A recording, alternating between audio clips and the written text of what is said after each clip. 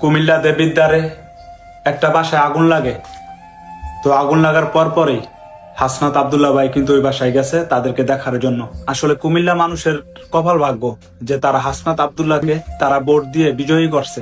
বাংলাদেশের বেশিরভাগ এমপিরাই যদি বাসায় পোলাও মুরগি, আলাম গরু, আলাম খাসি যদি রান্না করে তাহলেই তারা যায়, এছাড়া বিনা স্বার্থে কখনো কারো বাসায় যায় না। কিন্তু সেইখানে বিনা স্বার্থে মানুষের পাশে দাঁড়ানোর জন্য হাসনাত আব্দুল্লাহ ভাই তাদেরকে যদিও কিছু না দেয়, কিছু তো দিবই, ধরলাম কিছু দিব না, তারপরও যে সান্ত্বনাটা দিছে এই সান্ত্বনাটাই কয়জনে দেয়। কুমিল্লা দেবিদ্বার মানুষের ভাগ্য কপাল যে তার হাসনাত আব্দুল্লাহ ভাইয়ের মতো একটা এমপি পাইছে।